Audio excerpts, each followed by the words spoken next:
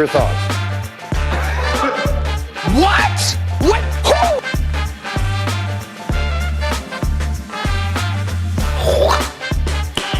Who? Nice.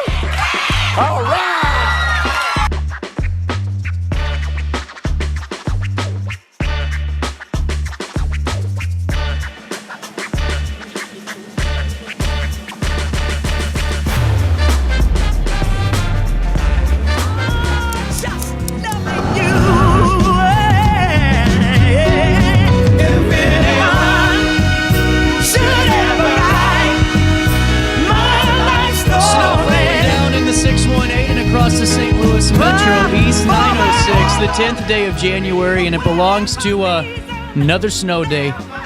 Going to be a good one for all of us here in the RiverBender.com building, the whole two of us. Mike and I braved it, and we made it in. But in all seriousness, guys, just be safe. The roads are not the best. They're doing all that they can. But just getting in today, it was not good. Just slipping and sliding in places I shouldn't have been. And not, enough to where I was in fear or didn't need to go any further. But just seeing cars that were trying to even get up State Street Hill, which I don't know why they tried, but they had to back out and go another way. And so if you really don't need to go out today, stay in just stay in. What's the point? It's a Friday. It's snowing. Turn on your favorite show. Go to Village or go pick up your favorite CBD product or cannabis product from Village Dispensary. All that good stuff, because we're gonna reschedule them, and we'll get to our reschedules here in a moment. We changed the show format today. We're gonna go into a hybrid best of. I'm here in the studio, so if anything's breaking with accumulation of snow or any difficulties with roadways, we'll be here to break that to you. But just had some guest cancellations, and we totally get that. Just making sure we're all safe, and a little bit too last minute to do some Zooms, so we're just going to go into a little bit of that hybrid best of mode, where I'll be here in the studio giving you news here in a couple of minutes, and then we'll play you some of our best conversations throughout the year. The RiverBender.com news team is hard at work already this morning, as you saw a couple of news alerts out, just detailing some of the difficulties navigating into the roadways. Travel conditions continue to deteriorate in the Metro East region due to the snow that's coming into the area today. Dan Brannon has this story. Snow continued to fall heavily this morning, quite heavily, creating challenging conditions for commuters and prompting local authorities to deploy their winter weather trucks throughout the Metro East Illinois area. As of 7 a.m. Friday, the snowfall had intensified, with officials predicting it would cover pavements and complicate travel. Operations engineer Joe Monroe of IDOT reported that temperatures were in the upper 20s, contributing to the accumulation of snow on roadways. Salt and other de-icing chemicals were initially effective in keeping roads clear, but by 5:30 this morning, conditions began to deteriorate, particularly south of Godfrey, Monroe said. By 5:30, enough snow started to overcome the chemicals we had out, is what he told RiverBender.com. Monroe also said that IDOT started to reapply these chemicals to the roadways when the stronger snowfall started to occur this morning. In response to the worsening conditions, snow removal trucks were dispatched at 11 p.m. Thursday in the northern areas of the Metro East Illinois region, and again at 2 a.m. Friday morning in the southeast. As the day progresses, the forecast indicates that conditions may improve after 1 p.m. to 2 p.m. this afternoon, allowing for better travel. We'll keep you updated, and stay tuned to RiverBender.com/weather and RiverBender.com/news. You'll stay up to date in the know at a moment's notice. Also in the news today, Dan Brannon bringing us a personal side of things with this devastating wildfire that's occurring in California and Los Angeles. Wildfires in Los Angeles have deeply impacted the Brannon family. His daughter Sierra was forced to evacuate her apartment due to nearby explosions and fires. Thankfully, she returned home unharmed after the evacuation order was lifted. Now, over 180,000 people have received evacuation alerts, with celebrities like Goldie Hawn, Adam Sandler affected. Sierra's workplace survived the devastation, but the surrounding area, it still resembles a war zone. Despite the chaos, she expressed a desire to her parents to volunteer with the Red Cross to aid those in need. The family, well, they're grateful for the support and safety of loved ones during this crisis and the contributions of first responders. It's great to see the humanitarian side of things playing out in our Associated Press feed as well. If you're wanting to follow along more closely with these devastating fires, there's this story on RiverBender.com, and you can also go to RiverBender.com and click on the Associated Press section. Villa Rose Senior Living Community in Bethalto is inviting the public to a free lunch and learn event featuring Dr. Craig Harms on January the 23rd. The hour-long session, titled Tips for Staying Healthy and Preventing Falls, aims to educate seniors on fall prevention, a critical concern for older adults. We talked about this yesterday on our daily show. Executive Director Cindy emphasizes the community's commitment to maintaining residents' independence while also offering supportive services. Attendees will enjoy a complimentary meal and gain valuable insights from the doctor. Those interested are encouraged to RSVP by January the 16th. Villa Rose is also celebrating its 40th anniversary in the region this summer. This weekend, Abs Workout Plans in Godfrey will host a wellness open house aimed at promoting holistic wellness from 10 a.m. until 12 p.m. on Saturday. Community members are invited to meet with local vendors and discover wellness initiatives in the Riverbend area. Owner Abby Thurman emphasized the importance of eating healthy and fitness, encouraging attendees to explore the various health resources that will be at the event. The event features vendors offering hydration stations, body scans, and insights on meal prep and fitness too. Each vendor will also have giveaways, fostering a supportive community for those that are starting their health journeys or that are already on it. The YWCA of Southwestern Illinois has announced that the nomination period for the 2025 Women of Distinction program, it's now open. Nominations can be submitted through their website, or you could call 618-465-7774. That's 618-465-7774. The program honors influential women who have shown outstanding leadership and achievement in various aspects of their lives. The community encouraged to nominate exceptional women who drive positive change. Nominees must live, work, or volunteer in Madison County and demonstrate key qualities such as mentorship and commitment to the YWCA mission. The deadline for the submissions is February the 7th at 5 p.m.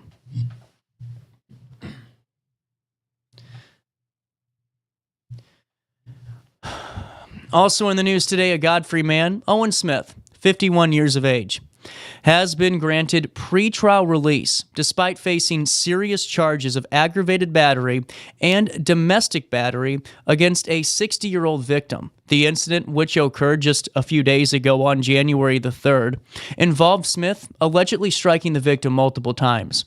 Smith's criminal record dates back to 1998, featuring numerous charges including domestic battery and harassment. At the time of the incident, he was also on probation for a previous case. The Madison County Sheriff's Office has raised concerns about Smith posing a continued threat to the victim, prompting a motion for additional pretrial conditions. But he was granted pretrial release in the battery case, is what Dalton Brown is reporting for us today. Finally, in the news today, Kevin Schmidt has been sworn in for his second term as state rep for Illinois' 114th district. Expressing gratitude for the trust placed in him, Schmidt emphasized his commitment to being a true advocate for the region rather than just being a part of the Springfield system. Throughout his first term, he maintained that bipartisan approach, focusing on fiscally responsible initiatives. Schmidt also aims to tackle significant challenges in Illinois. For the full write-up from the state rep, this was a press release submitted by his office. You can view that on RiverBender.com /news. 9:14, let's take a look at your weather today. Not much to look at. That winter weather advisory is in effect until this evening at 6 p.m. They are now saying 1 to 3 inches of snow. We're already past that 1 inch mark here, but we could see a couple of more inches throughout the day. Until 6 p.m. this evening, the impacts are slippery road conditions that lead to those hazardous conditions and could impact your Friday morning and evening commutes. So just be mindful of that. You can sign up for RiverBender.com weather alerts by just texting RB to 618-202-4618. That's 618-202-4618. You can also go to this section of RiverBender.com where you can click that blue button, sign up now, and we'll notify you and keep you informed. We get those alerts out a couple of minutes quicker than the St. Louis regional news sites. Temperatures right now are at 28 degrees, and that's what it feels like outside. Today, chilly with a little bit of snow. It will accumulate to about 2 to 3 inches. Untreated roads will be snow-packed, and they will be slippery. Tonight, a couple of evening flurries. Otherwise, mostly cloudy. Air quality today is at 72, which is moderate. So if you're having some issues with your sinuses or breathing today, could be why. Temperatures will drop to 18 degrees tonight, and they'll rise back up to 33 degrees as we head into Saturday. On Saturday, the 11th of January, a high of 33, like I just said, and a low of 23. And on Sunday, partly sunny skies, a high of 36. Man, heat wave. Low of 18. And then on Monday, a high of 24, a low of 7. And on Tuesday, a high of 26, a low of 1 degree. That's a look at the next 5 days. Here's what's happening now, my friends. It's 28 degrees in downtown Alton, and that's what it feels like out there. For time and temperature throughout the day, 618-465-4545. That's the time and temp line, this time powered by Bounce Back. Rehab, recover, return home. Hey, we'll come back with some conversations throughout the next couple of hours. We'll be here to bring you breaking news alerts. I'll be here in the studio until 11 o'clock today. But if you're just tuning in, just with the weather conditions and some last minute kind of changes to the schedule, like literally last minute, that's why I was a little late getting on to air today, we're going to just go into a little bit of a hybrid best of. We're going to bring you the conditions as they come. If you're just tuning in and you think that you have a chance to go get some running done, press pause on that. Stay at home. Let these guys do what they need to do to get these roadways treated. And if you're getting ready to get out and about too, just from my perspective, Bell's, from when I was getting into the building, Bell's still snow-covered. State Street was rough and all that stuff. So just do what you can to be smart out there and make sure you're keeping your loved ones that can't get out of the home safe. Make sure you're taking care of them. Thank God, like I said, my parents are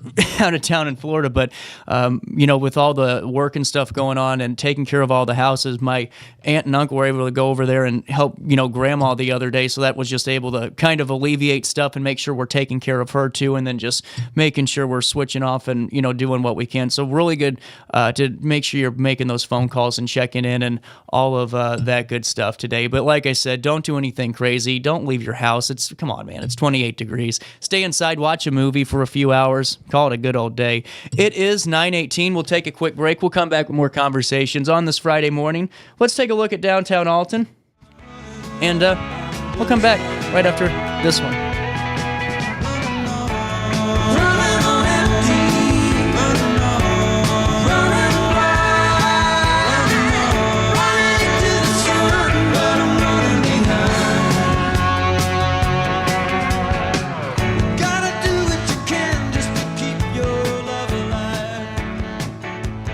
Since 1993, Sparks Junk Removal is always adapting to the needs of our clients. That is why we now offer weekly trash pickup for selected areas. Plus, we offer driveway-safe rubber-tired dumpster rental. Give us a call today at 618-781-1407 or visit us at sparksjunkremoval.net. Life's better when you're under the American Family Insurance roof because they know your house is home base for their dreams. Whether it's a kid like me aiming for the big leagues, ready, future rocket scientist, we have liftoff, or a budding prima ballerina. When you feel totally protected, your family's free to pursue their dreams. She's good. Let's go. American Family Insurance.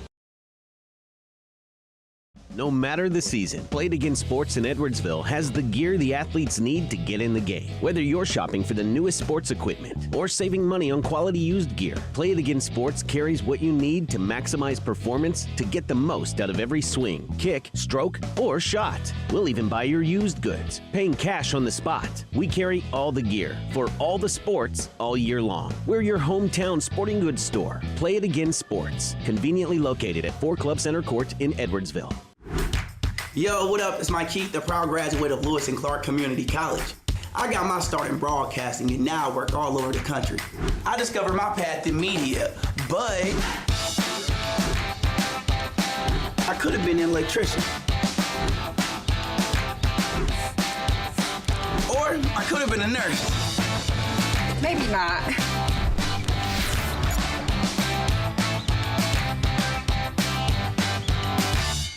I had an amazing experience with Dr. Haug and her team. I came here when I was 10 years old to get my braces on. Now I'm 28 years old, braces off, and I get so many compliments on my smile. It's helped me thrive in my career as a news reporter, and also as Miss Missouri USA, I took the stage with confidence, knowing my smile was gonna make me look like $1 million. I've never felt better and more confident because of my smile.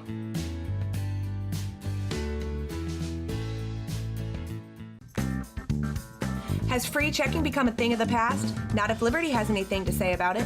With 3 free personal checking options and even a free business checking account, Free is alive and well at Liberty Bank, the local bank that gives you free checking choices and more cashing in your pocket. Bank locally, bank Liberty. For more information, visit www.bankliberty.com.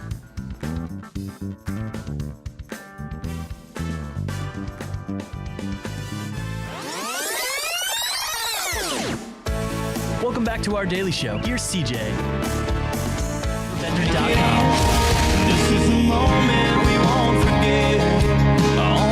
Man, it feels like Miami down here. Welcome to this Thursday morning, and we have some humidity in Illinois for the first time in a while. It feels like Florida. Well, we don't have any because I live in the desert in Arizona, so we don't even understand what humidity means. No, so. I've always wondered that, Ann. Is a dry heat still a heat? Because I've never Oh, hell yes. I mean, last summer, we had, 53 or 56 days over 110. That's right. And 115 was more normal. We treat it like you treat winter. We don't go out. We don't go out in it. You know, the people that are out in the summer here are tourists because we just run to our cars. And when you put your seatbelt on, you get like 2nd-degree burns. Oh, I bet.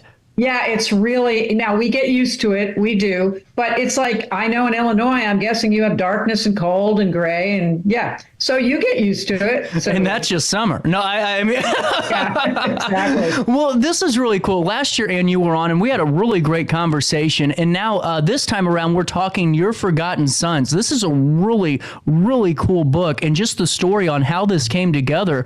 Take it away, Senator. The floor is yours. How did this come about? Yeah, all of my books so far to date have been about Arizona, places in Arizona, locations and different stories. But this was very different. A dear friend who I've known for 40 years, I met her when I worked for my first TV station in Columbus, Georgia. She called me and she said, I need you to come to Johns Hopkins Hospital because I have to have surgery and I might be paralyzed from the waist down. Now, why did she call me? Her husband is a soldier who did 3 tours, Afghanistan, Iraq, and he cannot be in hospitals. There was a very bad situation where his men were dying in a hospital in Iraq, I think. And so he couldn't handle it. So she said, come be my healthcare power of attorney. I said, of course. So I flew to Baltimore, and the night before the surgery, she hands me this Ziploc bag of old letters. And she said, no matter what happens to me, I want you to promise that you will tell Bud's story. And because I wanted to make her feel better, I went, okay, of course, right. I'll do anything, right? And the bottom line is she had a tumor wrapped around her spine and they removed it and she walked out of the hospital, but I had made a promise. Yep. So Sergeant Bud Richardville was her uncle. Her mother was one of those people who had babies like 20 years apart. Oh, okay. He's actually her direct uncle, even though she's in her 60s, so her mother was pretty old when she had her. And so she grew up with these pictures of this soldier on the wall at home that never came home from World War II. And turns out he worked, when they inducted him, they put him in the Graves Registration Service. Do you know what that is? I do not, actually. It's part of the quartermasters, and the quartermasters are, of course, people that supply everything. Without them, there's no war. Mm-hmm. But the Graves Registration Service are the guys that locate, identify, and bury the dead. Oh, wow. Now, think about that job. Yeah. Think about it. Now, I was unable to get any of Bud's military records because in 1973, the military personnel records depository in St. Louis burned to the ground. 80% of all their records from, I think, 1912 to 1960 were destroyed. Mm-hmm. Bud's among them. So I had no physical records. So I'm like, how am I supposed to find out what happened to this man and where he was when I have no military records? Well, I started going by the dates on postmarks on the letters that she gave me. Some of these letters were to his mother. Some were to his wife, brand new wife. He just met a week before he left. Some were to his sister. And I had to follow where he was. By following those postmarks, I sensed he'd been in Normandy when he landed in Normandy. He was at the Battle of the Bulge. He was with Patton's Third Army in Czechoslovakia when they were trying to take that country back from the Nazis. So I followed those. I wasn't sure until after the book went to press. I got a copy of his obituary that ran in a newspaper in Vincennes, Indiana, which is where he was from. And it proved that I was right. Wow. That he had been in all these places. And so his job, along with the men he served with, he hit the beaches at Normandy. Well, guess what? There are thousands of dead. Yep. And not just bodies, but pieces of bodies. And I will tell you now that this book is necessarily gruesome. It really is horrible. If you've ever seen the first 24 minutes of Saving Private Ryan, not Saving Private Ryan. Yeah, Saving Private Ryan. Yep. Where they hit the beach. It's like that. But now the camera pans away and their bodies are everywhere. Now they've got to be collected. They've got to be identified. We've got to do something with them. Not only because of the disease factor, but because you've got more men coming through there, and it's the morale factor. It's the idea that, what do you do when you got 18-year-old soldiers who are hitting the beaches going, crap, there are thousands of dead people here. So the Graves registration guys had to immediately go in, and they dug temporary graves near the beach, and then they had to move them later and build cemeteries. And today there are, in 36 different countries, there are American cemeteries that were built by the Graves Registration Service. So that was Bud's job. I couldn't. I just couldn't, because we had the chance, I did, to go to Normandy or go into France and see all the flags there that are lined up in that memorial, or not flags, the poppy flowers that are all down. It's so beautiful in France. But I couldn't imagine that, Ann. I mean, you're going and removing a fallen soldier that, like you said, it could be bits of somebody that's just, a foot. And if you were at Normandy, Bud helped to build that cemetery, and the one in Luxembourg, and the one in Epinal. I mean, all of these, all of them were built by this Graves Registration Service. So you take he was a happy-go-lucky guy. He was a little bit of a womanizer. The women loved him. He was handsome and charming, and he had very little education. But he went to work he was a logger. So he went to work in the paper mills in Michigan, which were an essential military business. Mm-hmm. So he didn't get drafted till he was 29. So because the military needed paper. Makes sense. It makes total sense when you say that. Yep, because you can't. My dad worked for Westinghouse. He didn't get drafted till a little later either, because he was working. It was an industry that was needed by the military. So by the time Bud was drafted, he was 29 years old, which made him like a different generation from the 17 and 18-year-olds that were in his unit. So you've got these young boys, and they get thrown on the beaches, and they say, pick up all the parts, find the pieces, and identify them. Now, how do you do? Some of them, maybe they had a tattoo or a religious medal or a label in their clothing, but this is what these guys did every day. Well, and did it, Ann, while there's fighting going on. I mean, they were right behind the troops. And when one of Bud's letters, these guys were embarrassed to admit what they were doing. Many of them wanted out and they couldn't get out. And they said, look, someone has to do this job. And the military said, this is your job, go do it. And it was very difficult. They didn't tell their family members. Bud didn't tell his family members what he was doing, except for his brother-in-law, who was Regina's father. Okay. So he said, yes, I'm in the Graves unit. And one letter said, I'm not embarrassed. We're doing an important job. We even got an accommodation, which we figured was from the Battle of the Bulge. They're right there. The bullets are still flying in some cases. Yeah. And even worse than being in the battles are the situations where they have to go back a long time later. And how did I, honestly, there have been no movies, no books. When we talk about war, we see planes fall from the sky, we see guys shoot each other, and then the camera moves on and the carnage remains. So we never see that part. Right. It was very hard for me to find any research on this until I found a book called Crosses in the Wind. And it was written by a man who was in the Graves Registration Service, a man who became a Lieutenant Colonel Shulman. And he wrote 2 years after the war what that was like and wrote specific instances where these men worked. And I took some of his descriptions and gave them to Bud, because quite honestly, this is a book inspired by a true story. Right. Based on a true story would mean that everything is true. Every conversation is true. Every character is true. But I couldn't do that. I didn't know who his friends were. I didn't know exactly where he was. So I took Shulman's information and I put Bud in some of those situations. And the most harrowing one was a couple of weeks after Normandy. They sent these guys back to the beach. And you know what a Higgins boat is? It's the boat that drops down and all the guys run. Yeah. One of those boats had been hit with a shell and it flipped. And there were men in it. Now, this is like a couple weeks later, and they're underwater.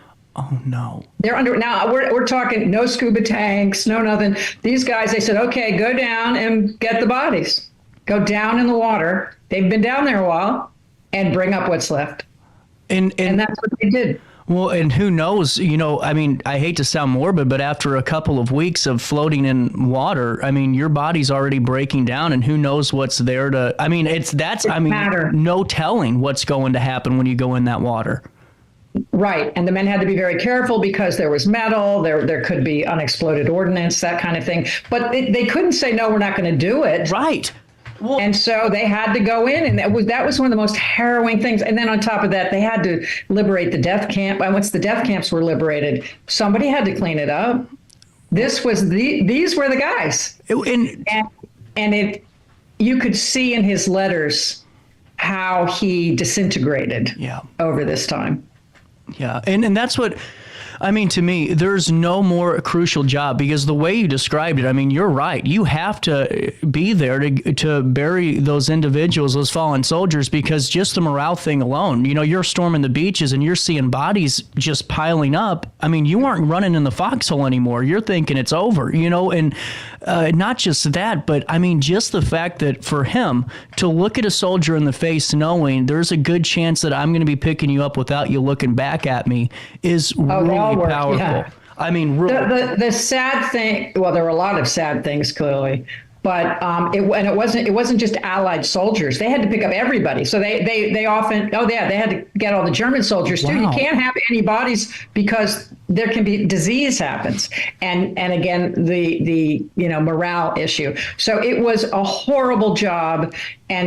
And there was one scene that broke my heart, and it was where the men in the Graves registration units had trucks full of bodies that they were moving to a cemetery, and there were a group of American soldiers marching down the road that they were on. And when the soldiers saw them, they turned their backs on them.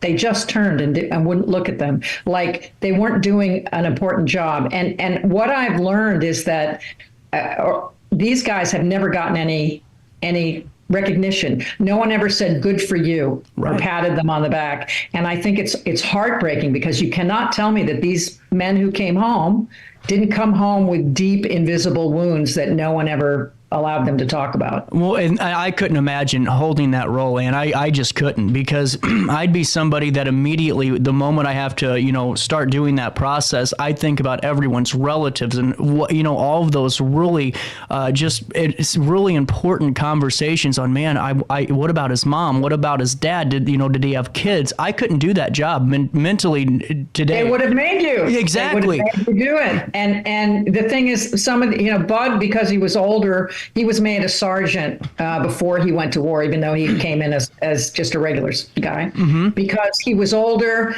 the young kids kind of would go to him and he would help them. He was a good guy.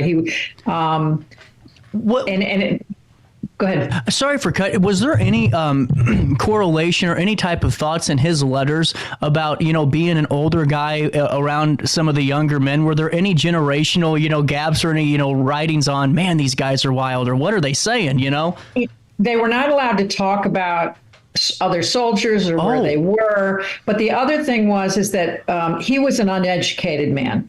His letters were pretty basic for the most part. Mm-hmm. And the guys were also told, don't tell your family bad things. Don't tell them what they're doing. He never even told his mother or his wife what he did.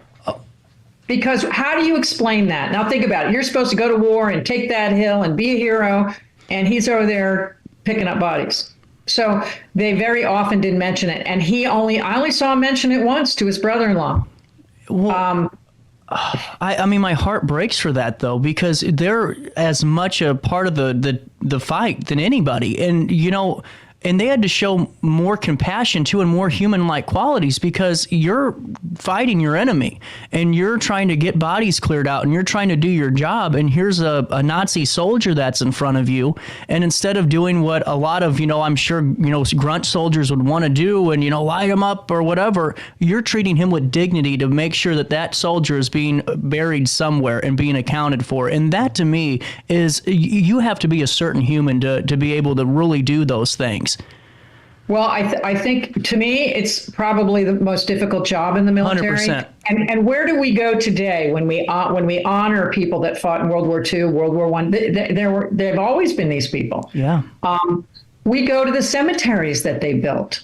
Yeah. And you've been to them. I've been to them. They are graceful and beautiful and peaceful. Where we had killing fields are now beautiful places of remembrance that they built.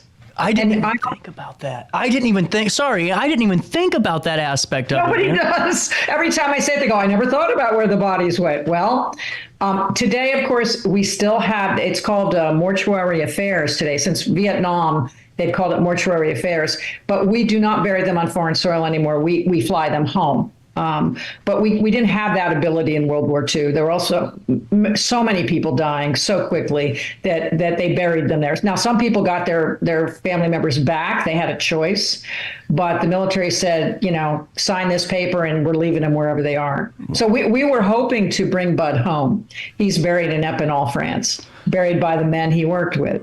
And but the military owns him now, so we will probably never get to do that. Well, and that's a whole nother aspect that I've never even thought of, too, is, I'm sure there's so many millions of Americans that want their loved one back home with them rather than over on foreign soil. And that's families signed those papers. And did they? Look. Oh, yeah. Okay. And what they'd say is your family member died. They've been buried here because we're in the middle of a war. They couldn't, we didn't have the capacity to ship all these bodies home at that point. We were in the middle of a war for 4 years. Right. So today we can put them on a plane and they'll be back here in your home in 24 hours. But it wasn't like that then. So they told the families at the end of the war, they said, here, we can leave them where they are in these cemeteries we built. If you'd like them to come home, fine. But if not, we'll give you a paycheck. Here's some money. And many families took the money. Oh, I didn't. Now, I'm not criticizing. No, yeah, totally. That was the case. But I'm learning, though. I always love chatting with you. Even last year I was learning stuff. And it's funny. Someone texts me, they go, CJ, why do you always seem excited whenever you kind of you don't know where to go with something. I go, hell, I'm learning with everybody else too, and that's what life's about, is to learn about those things. And really, it helps me understand better about your book. And now as you're writing this, did you have any conversations with your friend on some of the discoveries you found? What was that like, from start to finish? I got to hear that story. Regina, who I call Reg, grew up in the military. Her dad fought in 3 wars. And she's lived by Fort Benning her whole life, or a lot of her life. So she's very military oriented, and she's helped me immensely with research and to tell Bud's story. And she also, the family had many oral histories about Bud, and she relayed them to me. For example, that he married this woman like a couple weeks before he went to war. Nobody knew who she was, and she was very mysterious, and she remains very mysterious. Lorraine was an odd woman. Have you ever heard of the allotment Annies? Uh-huh. Okay, so allotment Annies are women who married multiple soldiers at the same time to get a paycheck. Back in those days, they got $20 a week, which today is like $360 a week. And if the soldier or sailor airman died, they got a $10,000 paycheck. Right. That's like $175,000 today. So there were women who married multiple soldiers or sailors. And in fact, the military knew all about this. They had movie reels that they showed the soldiers saying, please do not marry someone you don't know. Please, because these guys are naive. They're 17, 18-year-old kids that came off farms. And they were very easily manipulated. And one woman was married to 6 sailors at the same time. Were they on the same boat? No. The only reason they found out was because these 2 sailors are next to each other in a bar in Australia, and they're going, hey, here's my wife. Here's a picture. And the other guy goes, here's my wife. Wait a minute. It's this woman. And they caught her, and she was one of the few women ever prosecuted for it. She was put in prison for a little bit. But the idea is, now I know that sounds horrible that women would do that, but women had never worked much outside of the home before. They suddenly could be Rosie the Riveter or work for the war effort, but they knew when the men came home, they were back to nothing. Yeah. So, and there weren't any high-paying jobs or good-paying jobs for women. So I can sort of understand how a desperate woman might have done this, but Bud's wife was so cruel. And the letters, when the family told me stories about her, because I have no letters from her, the letters in the book I fabricated because I understood what had happened. And I don't want to give too much of it away. No. But bottom line is she broke his heart. In the meantime, there were quiet family whispers that he had fallen in love with another woman while he was at war. Oh. So, and he was Catholic. He was married. He was very conflicted about these things. And so I don't have all the facts. Again, this is inspired by a true story, but along with the horrors of war, there's a love story in there. Well, I'm telling you, and I'm excited to get my hands on a copy of this. I mean, whenever you sent me the first email, I went, oh, man, we got to talk about it. And now, here we are, less than a month away from when it hits the online shelves. Is it going to be in bookstores? Where can we find a copy? You can buy it anywhere. It's on all of the online book sales. You can go to Barnes & Noble. It might not be it wouldn't be on the shelf, but they would get it for you. Oh, absolutely. If people go to my website, which is AnnMontgomery.com. There's all links to it everywhere. And we'll make sure to link everything in a write-up that we do, Ann, because this is what a great story. Just the story on writing the book itself is amazing. And then the story you're telling is just really fascinating, and something that really does need to be given more of a look into is the soldiers, just like Bud, that are going through and being, what's the actual term? What were they called? Graves registration. Grave registration. Oh, to me, so many around here, Ann, are going to love learning about that, because I have no idea until you started talking really about their role, what that was. I think that by nature, we shut that part off. Yep. We go, oh, great, cool battle, air battle, planes fall down. But we don't go, hey, where are the pilots that went down? Yeah. Where are the guys in the ships?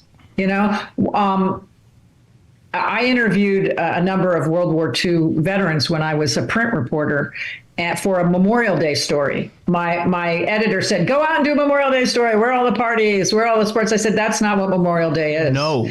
Memorial Day is about remembering those who didn't come home. And he looked at me, goes, write whatever you want. So I went to the local VFW and I interviewed some men who'd been in World War II. And I mentioned that because one of them, I asked, what do you remember? What do you remember about men who didn't come home? And he said, I was in a helicopter and they were lowering me down into the water to get some bodies. But there were sharks everywhere, and they were eating the bodies. And he said they pulled me back up and would not allow me to go down there. That whole idea isn't what bothered him. It bothered him that they didn't know if it was one or two bodies, and that men could never be declared dead because he couldn't retrieve them. Oh man. So that's, he wanted to do his job, but they wouldn't let him. He couldn't get down there. And so no one ever got any peace of mind about what had happened to their loved one or loved ones. I think it's natural for us to turn away from that part. The other problem with this, though, is not just us wanting to ignore the dead. It's us ignoring the mental health situations of our military. 100%. Today, every news show, every day is talking about dealing with your mental health and talk about it, and we accept it, but not in the military. Yeah. If you have issues, and there are a lot of them that do, they are afraid to mention it, that it will ruin their careers. And guess what? They're right. Yep. It should not be like this now. I watched Bud disintegrate through his letters. I watched it. Now, I know how many men came home with deep, invisible wounds that no one wanted to hear about. Yeah, I mean, you probably remember the time in Patton's movie where he slapped the guy who was in the hospital bed suffering from shell shock. Mm-hmm. Slapped him and called him a yellow-bellied coward because his brain went. Now, today we know better, but the military doesn't want to talk about that. It's considered weakness. And in the military, all we see is big, strong, tough people. And they've got to fix it, because every day in this country, 20 veterans / service people are committing suicide. And we need to do better. The military needs to do better to figure out a way to help these people. 100%, Ann, and I can't speak highly enough on that. I used to do a veteran show when I was on the AM dial over in St. Louis, and all it was about how the VA is getting better. But one thing they never tackled was mental health in these veterans and these folks that are going into the military, and maybe some on-hand counseling services and different tools that those soldiers can lead and learn as they're going through their tenure. And then, of course, the resources afterwards. It's just not there. It's just not. And the military has proven it can tackle a problem. Yep. I mean, I think leading up to World War I, 80% of the wounded died. And they died, infection, all kinds of things. Today, 80% live. Right. That are severely wounded. They live because we figured out how to set up MASH units. We figured out how to get people home and get people well and do their surgery. So bottom line is they need to tackle this. They really do. They 100%, and so many of us in this area will be echoing those thoughts going forward. And hopefully more of a national conversation can be had on that very important topic too. Ann Montgomery, Your Forgotten Sons comes out what day? June 6th. That's okay. The 80th anniversary of D-Day. 100%. And we'll link it on RiverBender.com on the on-demand interview and on our write-up that we're going to do on this. So that way you guys can just click on the link and you're good to go. And thank you so much for your time. Always a pleasure chatting with you.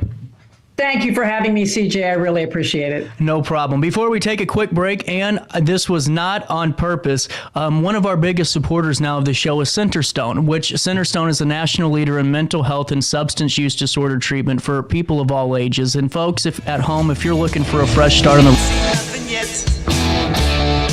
Welcome back. Hey, if you're just tuning in, we didn't decide. Mother Nature decided to throw the show into snow day mode. So we're doing a little bit of a hybrid best of, which means that I'll be coming in and out throughout the next hour and 12 minutes that's left of this broadcast period and letting you know what's going on with the streets. I'm just telling you now, 3rd Street is it's not good. So that's not a slight at anybody. It's just telling you, stay home. Just wait till the roads get cleared off. There's no reason, if you don't have to be out, to try to make any journeys or anything like that. And then, what was really cool too is the other day, did I tell you guys I couldn't get to my house? I had to walk through all the stuff I had to walk streets away to get, anyway, it's not a slight. It was just the way the world worked that day. Well, my neighbor was on his John Deere, and man, he just it was amazing to see him in action, honestly. So anyway, I watched him on the backhoe. He got the whole alley. Technically it's an alley, but it's not because the trash trucks utilize it, and it's technically a city street. It's a weird one. It's one of those things that. It's better just to kind of just say what it's a street. But anyway, so they come through, and it was really cool because I called my alderwoman and I said, this isn't a slight, but we just my neighbor cleaned up the snow. He worked his butt off, and I mean, just without him, I wouldn't have gotten to my house the last couple of days. I was so nervous my water pipes were going to freeze as I'm taking care of my parents' house. You just know how it goes. It's just one of those things. Well, so I called, and right away, she goes, yeah, well, just give me until tomorrow. I'll get, on it, and we'll get some salt out there, because I said he did such a good job. All we need salt. And probably now we're going to need some some more snow removal. But it was the fact of it was the point of, we knew that, it was going to take a little bit of time, and our neighbor just out of nowhere was a good neighbor, and really can't thank him enough. He just got on his John Deere and just got it all plowed out and really cleared out that street. So it was just nice, picking up that phone and calling the alderperson and just saying, hey, I need some help here. If you're able to make a phone call, I don't know if the city's allowed to do that. And she goes, oh, absolutely. Give me until tomorrow. Got you covered. So really good stuff there. And it's just cool to see neighbors kind of coming out and being good neighbors. And just like, seeing Glenn over there on the backhoe the other day as I'm eating lunch and seeing him pushing all that snow. It was just kind of one of those things that you'll remember. So you got any good snow photos today? Your doggos are outside playing in it. Go ahead and send them into RiverBender.com. But if you're just tuning in, we aren't going to have any new conversations today just because of the commutes becoming a little bit harder on folks. We decided to shift it into snow day mode, and we're going to keep hanging out here. We got more great conversations, kind of a hybrid best of, but we are coming back with anything that's breaking. I'll be here to let you guys know about it, and we'll be here to let you know how the commute goes. But like I said, right now, nothing more to report, but then other than just stay home. If you're home, stay home. And if you're already out, well, get what you need done, and then be safe getting home, because there's a lot of problems out there. I was sliding all over the place, and it wasn't like, oh man, because there's some people that make kind of the slide a little bit more of a slide than what it is. Sometimes you just skid and we make it a big mountain, but it really was just places you shouldn't have been sliding around. I was. So if it's happening to me, it might be happening to you out there. Just be safe. Check on your loved ones today. We'll go back into more best of mode, snow day mode, and we'll come back with more daily show right after this quick break on RiverBender.com and Roku TV.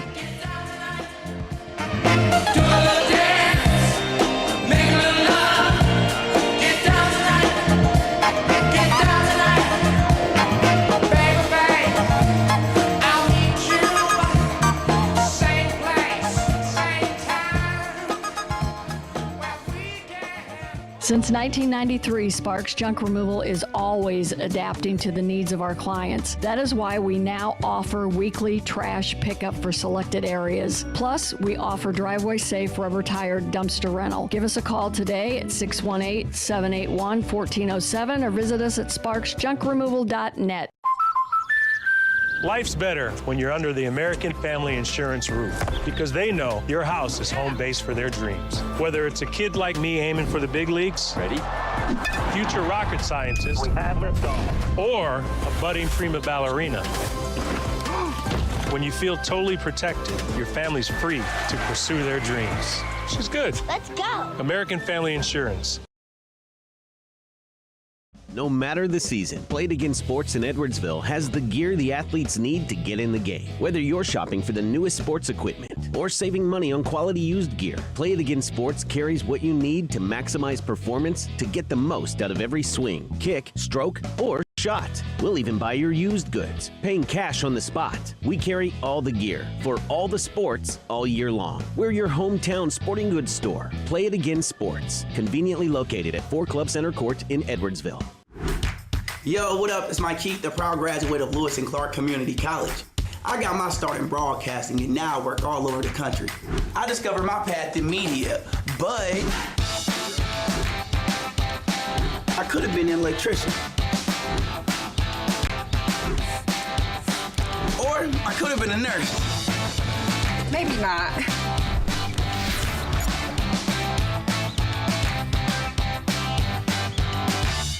I had an amazing experience with Dr. Haugen and her team. I came here when I was 10 years old to get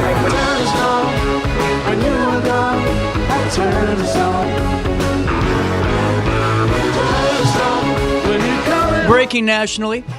Just a couple of minutes ago, the AP will have more for you. This happened about a half hour ago, but we do have some more details on this now. President-elect Donald Trump was sentenced to an unconditional discharge Friday morning after being found guilty on charges in that Manhattan courtroom. The president-elect attended his sentencing virtually after fighting to block the process all the way up to the United States Supreme Court this week.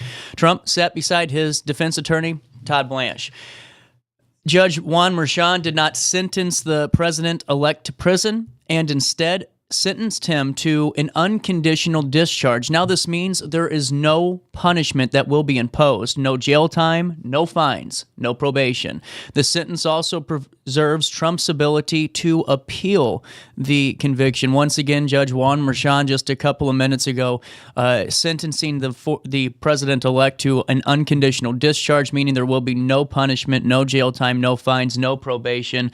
Here's what he had to say in the courtroom. After careful analysis, this court determined only lawful sentence that permits entry of judgment of conviction is an unconditional discharge. At this time, I impose that sentence to cover all 34 counts. Sir, I wish you Godspeed as you assume your second term in office. That's what Judge Merchan added to conclude his statement to President-elect Trump. Before Judge Merchan announced the sentence, Trump called the case a tremendous setback for the court system, and then Trump said the Justice Department being very involved and stressed the case is against a former president candidate and now president-elect. It's never happened before, is what he was quoted as saying. If you're just tuning in, national news, the Associated Press will be picking this up just momentarily. If they haven't yet, we'll have that for you on our AP wire. But Donald Trump has been sentenced to an unconditional discharge on all 34 counts. We'll go back into more conversations on this Friday morning. It's a busy one here in downtown Alton,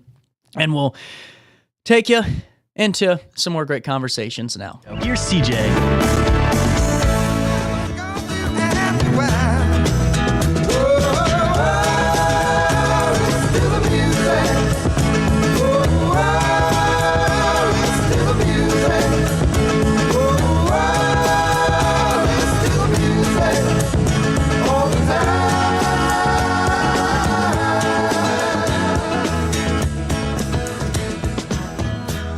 Welcome back, Daily Show, on the 7th day of January. It is, you need a toboggan to get down here. We got a full studio. We got Aaron, we got Jacob, and we got Joey. There we go. My screen wasn't switching. And this is a really good opportunity, especially with the new year rolling over. And it seems like that's when everybody has the couple of seconds to maybe think about or try to think about what they'd like to accomplish this year, what they'd like to learn about. And, you know, when it comes to children and when it comes to addressing and identifying trauma, or, you know, anyone really, you could be a cashier at a gas station, but you could see somebody that's in distress and maybe go out and help them, or maybe try to, you know, steer them in the right direction. And with this, another great opportunity. This is cool. How are we doing today? Yes, doing great. Doing good. Did you sled down here? Or? Just about. Everyone's going, CJ's so dramatic. I promise you, downtown Alton is worse than your neighborhood. I'm sorry. Yeah. It's 22, and that's just the facts of life today. But I'm glad you made it. Yes. And Aaron, I'm so glad to have you in studio talking about this. How did this all come about? So Refuge received a state grant through Safe from the Start, which focuses a lot on community collaboration and community awareness of childhood exposure to trauma. Yeah. And we have been partners with Bethalto Church of God for years, really since we started. They've been supporters of the work that we do and have been very receptive to just conversations about children with trauma. And you know, the faith-based community in the church, most of them have children's ministries and youth ministries and are really trying to reach kids that not only come from families that maybe aren't so prevalent with complex trauma, but also trying to reach those kids that are coming from really hard places. Yeah. And Bethalto Church of God is one of those churches that really has a heart for kids that are coming from hard places. I love that. And before we touch on that, I think, Aaron, too, when we think trauma, I think is a blanket statement just in like a societal, statement. Yes. I think sometimes we try to maybe pinpoint, all trauma is just this certain type of trauma, but it comes in all forms, all shapes and sizes. And at Refuge, I know that you guys encounter that every day. Yeah, and whenever I use the word complex trauma, forgive me, I sometimes don't go into description of that. That's really those traumas that can be ongoing. Okay. So children in homes with domestic violence, sexual abuse, physical abuse, poverty, mental abuse, I'm sure. Where maybe there's not adequate food and sleeping, and yes, emotional abuse, all of those things. So they're typically not traumas. I don't want to minimize the one and done because we want to help those children as well, but children who are coming from more complex. Well, and that's good to identify, though, and a good kind of taste of what we could learn, too, coming down the pipeline, because just that statement alone, I mean, you had just a great way of kind of getting that out, but we don't know that as folks that maybe don't study that or have come across that ever, or we don't realize we've come across it. And, in the church setting, this is such an important place because, this is the opportunity for folks to go no matter who, where, what, when, and why you are, to go in and be in a place of trust. And with you guys in your positions, what have you been able to see in your experiences with children that are maybe coming into church to feel love with God and also maybe to feel safe?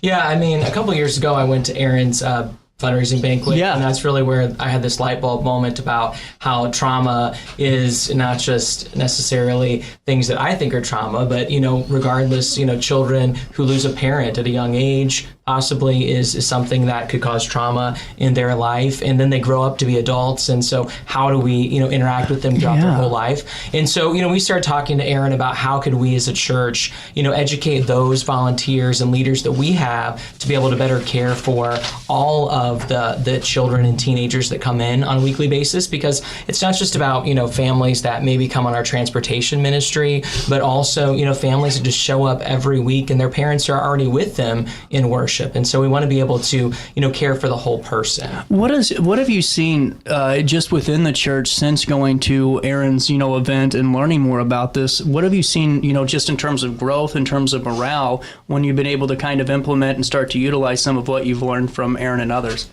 Yeah, I would say, and Pastor Joey leads our youth ministry, but one of the biggest so he's the one I'm putting the light on here. Yeah. You're all right. You're all right. I'm fine. I think the biggest thing for me is the lead pastor has been, reminding people like what we see at the surface is probably not the actual issue we're dealing with. Yeah. What we're seeing at the surface is how they're kind of reacting based on their circumstance, but there's probably something much deeper that we need to be mindful of that's really going on. Well, and Jacob, it brings up such a very important point, and Joey, this is where you come in, and all jokes aside, I mean, you have a very important role because, any time, and, not to make light of this, but, when I'm watching a documentary on somebody and I go, wow, what type of child, no wonder they kind of acted like this, or I can see why they had these thoughts. And you realize they had no role model, and as a young age, they had no parental figure. They, maybe were chaperoned, and that was about it. And if they had someone like, a youth group, a youth pastor, or somebody like that in the church, I mean, who knows what just that one connection to do to prevent somebody from maybe not learning the proper, tools to thrive.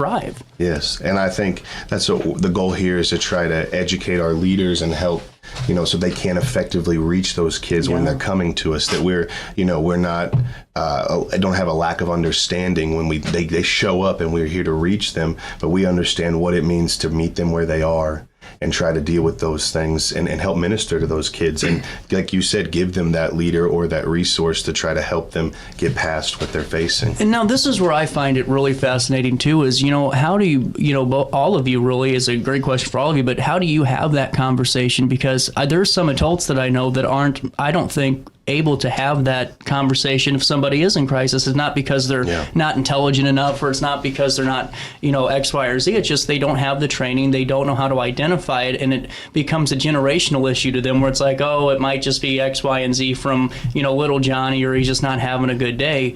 But you know what I'm getting at here? Yeah, There's just and I think, too, that part of this training, the hope is that maybe it will deal with some of the trauma that maybe some of our leaders That's or a good those, point, yes. those that don't know they're experiencing themselves, right? And we talked about that it may cause some triggering in those that are listening. And that's kind of, I think the goal is if you can see it in yourself first, to help understand those around us. Well, and see, that's such an important thing, too. And you see this in the rebirth of people all the time when they really go back and, maybe they're doing great. Life's good on the outside, and man, look at that car and look how nice their house is, but they're struggling for a couple of years. And then they kind of break themselves down and they go and explore those traumas. They explore all those things because life's not fulfilling them yet. And just things like that could happen at the session. And what better time to with a room full of people that know how to handle that too, instead of doing that at home, maybe just by yourself when things could get a little bit dangerous if you're sitting at home with your thoughts alone. Yeah.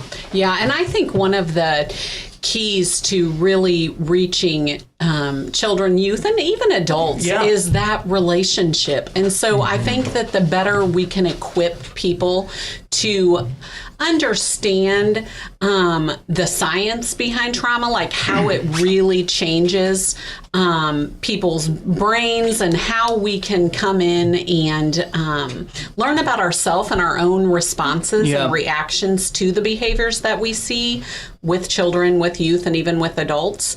Then we can more easily build that relationship. And that's when those conversations come that people maybe are sharing things that, you can help address, if that makes sense. Well, and a part of this training that's coming up on January the 11th from 9 a.m. until 4 p.m. So you're going to be learning, and that's a really good way to do this. See, it's not going to be an hour where you just get a little bit of an overview. I mean, you're going to have some exploring to do.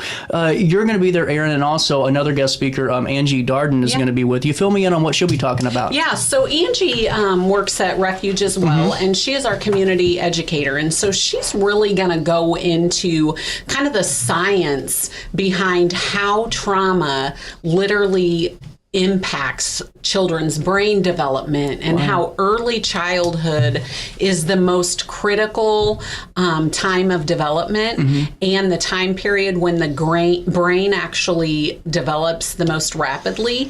And so we're going to take a look at how those adverse childhood experiences really impact that brain development. But then also she'll go into what are the protective factors to that. And there's a research study called ACEs, Adverse Childhood Experiences Study, which is a groundbreaking study that really shows the impact early childhood trauma has on later adulthood issues like health. An increase of people with health concerns, cancer, alcoholism, heart disease. And so we'll go into the Adverse Childhood Experiences Study to help people really understand that it is deeper than the behaviors that we're seeing. So important. And we'll take a quick break and we'll come back and chat a little bit more about this. We'll talk Refuge, because I haven't had you on the show in a little bit. Where have you been? I know. And then we'll also talk about the church and ways that we can be involved as well. The time is 10:24 on the 7th day of January. It's 20 degrees in downtown Alton. That temperature keeps dropping. Stay inside today if you don't have to drive. Hot chocolate, coffee it, and call it a good old day, and keep watching our daily show right here on Roku TV and RiverBender.com.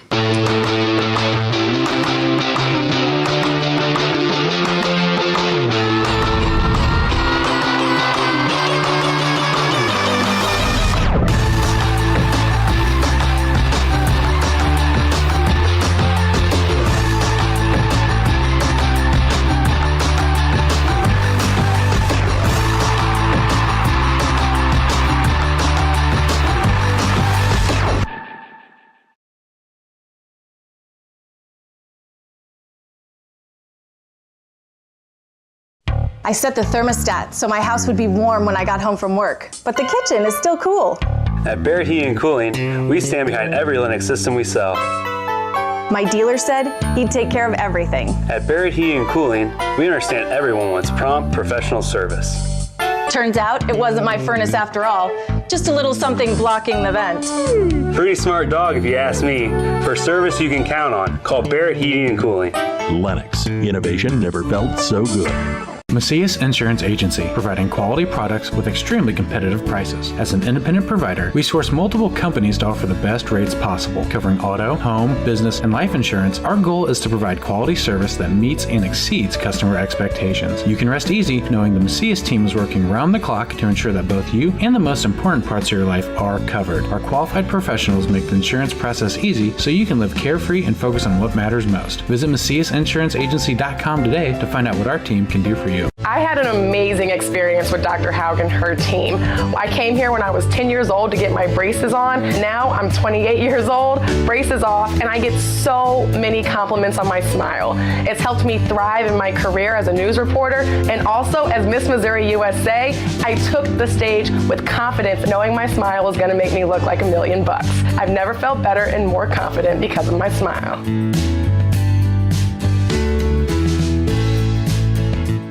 You won't find a better health club than Nautilus Fitness Center. More cardio, more free weights and equipment, more classes, a swimming pool, and more. If you're serious about your health and want to make a change, then stop thinking about it and visit Nautilus Fitness Center on Industrial Drive in Alton. Don't fall for the hype you get from the other health clubs. Nautilus is the Riverbend's premier health club.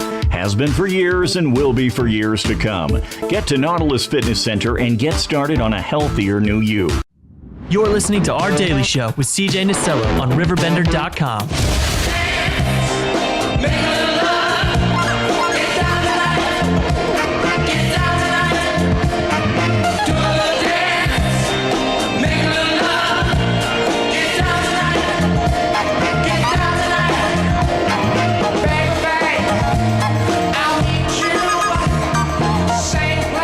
Welcome back. Told you the best part of the show happens during the break, but I'd also have no audience. With that being said, we're back with Aaron, Jacob, and Joey. Aaron with Refuge, and then over there, Jacob and Joey with the Bethalto Church of God. Before we dive back into the training opportunity coming up, Aaron, how's Refuge been? I haven't seen you in a while. Refuge has been good. You've been busy is what happened. Yes, we are busy, but we're really looking forward to this year. This is our 10th anniversary of serving. Are you serious? Children 2025, and That's so awesome. we are so grateful and thankful to be a part of this community that has made this possible. Well, and when I just, overview, just kind of topical thing, but, I've had, the mental health, Madison County Mental Health Board on, and talking about some of the mental health training they're doing for some of the school districts now, like I believe it was East Alton and some of the others. In the 10 years Refuge has been open, what's it like to kind of see, some of these things start to take place? I mean, it's slower than I'm sure we'd all like to see it happen, but it's still got to be interesting to see the growth. What are your takeaways just on the mental health scene and supporting children overall the last 10 years? Yeah, I think that we have come a long way, and I'm just so grateful that mental health, though there's still stigma, is a lot more talked about than it was even 10 years ago. And so this community, I feel like really embraces. I do too. That's true. Really embraces. That's not a patronizing statement. You're right, because we say that sometimes just to say it, but you're right. I mean, this is 100% honest. They do. Yeah, and we've got a lot of really, really good services. We are extremely blessed and fortunate in this community. So how do you feel about this, Aaron? And Jacob, Joey, you can weigh in too. I told some county leadership a couple months ago, I said, how great would it be if instead of, I get there's all this potential money, we take some of that and we just promote all the nonprofit services that are out there for 6 months. I don't care who it is or what it is, just give them like a couple thousand, and let's make sure people know about this, because half the time people just don't know the services are there for them, Right. And I'm sure in church too, when folks are talking to you and you're having conversations with parents and parishioners and children, it's, you have these things going, man, I wish there was something out there, and then you call Aaron or you take a quick look and there it is, Yes. Yeah. Well, I do think think that this area is really blessed. My wife and I have been here since 2021. Okay. So just the last 4 years, and Where'd you come from, if it's okay? We pastored up by Taylorville, Illinois. Okay. So kind of more central. So still in the Buzz magazine area. Yeah. Okay, just that's for our audience. That was an inside joke. Okay. I was like, I don't know Buzz magazine. Okay. Don't say that. Don't say that. He knows Buzz magazine. But anyway, in coming down here, I got to know Aaron's organization, then realized that was part of a larger Riverbend Family Ministries, which is a really wonderful, unique opportunity. And there's so many resources in this area, and having them all under that one roof in Riverbend Family Ministries is awesome. And then I know there's so many others, but this area is blessed in that way. Well, and this is what I just think is incredible, is the fact that throughout the year, everyday people can go and learn this stuff too. It's not just for the licensed professionals that need the continuing education, because everyone really needs this. If you're coaching a park and rec sports team, if you're a cashier at a gas station, you don't realize how many people you encounter each and every day, and just what those couple of seconds could mean, Yeah, and we would love to this year, and Angie, like I said, is our community awareness educator, and we would love to hit those types of groups. We have opportunities to do trainings at no cost, to really give this information about early childhood trauma and how it impacts them. They can contact us at Refuge, and so... Okay, perfect. We'll link that in an article, because the more we can talk about this and get you guys out there, why not? Absolutely. And we got a specific grant for early childhood education, prevention, and treatment. And so we want to reach those, not just educators, daycare centers, but people who are coaching little league, t-ball teams, have tumbling classes. Well, and those are the ones you kind of see having these issues the most, because a lot of those, especially park and rec children that are younger, come from, maybe lower income families that have a lot going on. And you just never, because that's my experience, just me personally going and coaching all the stuff I've done is, just the middle school side of things, and going, all right, you got to tone it down today, CJ, because there's about 13 people that are having a really bad day, and we need to figure out why. It's just things like that could help so much and keep those relationships strong. Yeah. Now, I got a question for you. Sure. This is 9 to 4 p.m. So when's lunch? Noon to 1. Oh, and there's breakfast. You guys are taking care of everybody today. How about that? Yeah. So if before the training session starts at 8:30 a.m. until 9 a.m., I do have notes. I'm not that good. Breakfast is available, and lunch for $5 a piece, or just all. Okay. Really? All together. Wait, what? Yes. Right. How about, Jesus, I just want to go for the lunch. Well, what a great opportunity. And now this is going to be on January the 11th, which, is that a Saturday? That's this Saturday. Gosh, dang. Yeah, it's this Saturday. Man, I'm getting back into work, and the calendar's kind of hit me in the mouth here. Yeah. But what a great opportunity. And really, no matter who you are, be a part of this. It's a $25 registration fee. It covers you and your team. So what is... So if you're at a church, if you are affiliated with a church and you want to send your children's pastors, youth pastors, anyone really from that church, $25, you can send them all. Are you serious? Yeah. Yes. You guys really want people just to learn here. I mean, I'm not being funny, but you see that sometimes on these training sessions where it gets kind of costly. And what a really cool thing. And now take me through the partnership here with the church and Refuge. How did this happen? Yes. Well, it's bigger than me. They've been connected for a long time. Yeah, so one of the things whenever we launched Refuge, 10 years ago, 11 years ago, but 10 years we've been serving clients this year, we knew that we had to reach educators. We had to reach the faith-based community. We had to reach the local, like Boys and Girls Clubs and different things where kids were. And I've always said, I want everyone to understand and know about trauma and how it impacts children, so that we can do just what Pastor said, look beyond the behavior.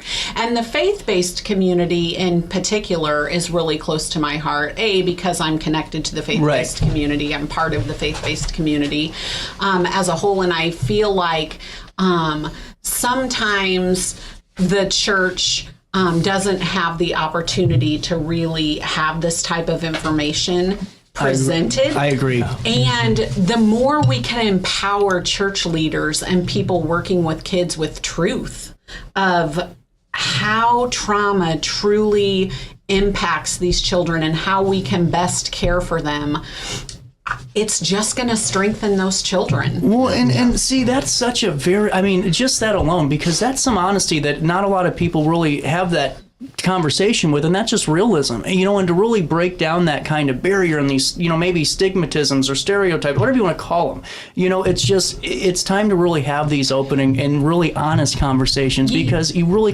and Aaron, you know this better than I do, obviously, it's just my thoughts. How many times do you meet that person that's just not very approachable, that just as people call them, or her, whoever it is, just, man, you can't even get along with that person. You can't even talk to them. Well, as an adult, you start to realize, well, there's probably a reason for that. And you can even, and not to understand and become best friends with that person, but just to respect what their life is a little bit more, Yeah, and meet people where they're at. And I believe in the power of prayer, and I believe in what the church stands for. I also know that we've got to go, I don't want to say beyond that, because I think that that's the end all answer. Right. But we've got to know that it's deeper than just, let's pray for that child. Well, and that's the thing, because at the end of the day, whatever happens, are we doing enough? And if you can answer yes, then that's great. And if you can't answer yes, then do it until you can, And I just want to say this. I am so incredibly impressed with, the Bethalto Church of God is one of them.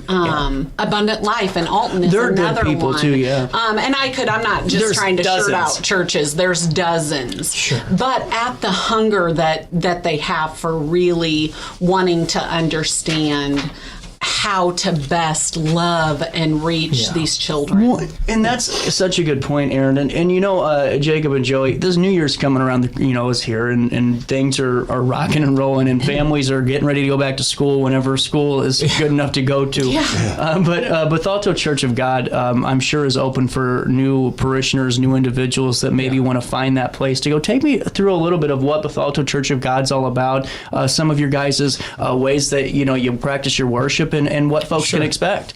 Yeah, so Bethalto Church of God, we are a church that's committed to, reaching the whole family. So from, the littlest child to the senior citizen and everybody in between, we have something for everyone at our church.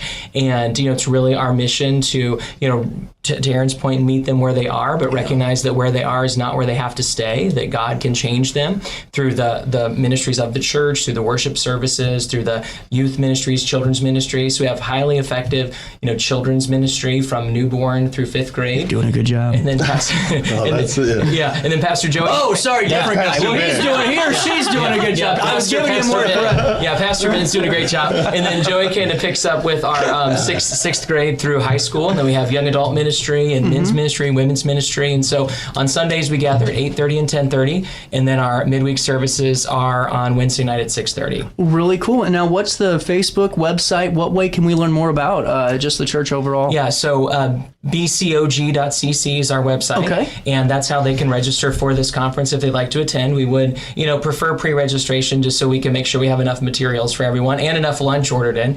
And with a $5 lunch, I'm telling you, that is like, you are good luck going to McDonald's and finding something. Tell them what the lunch is? Oh yeah, come on. Hold on. This is I'm nosy. What are we having? It's Chick-fil-A.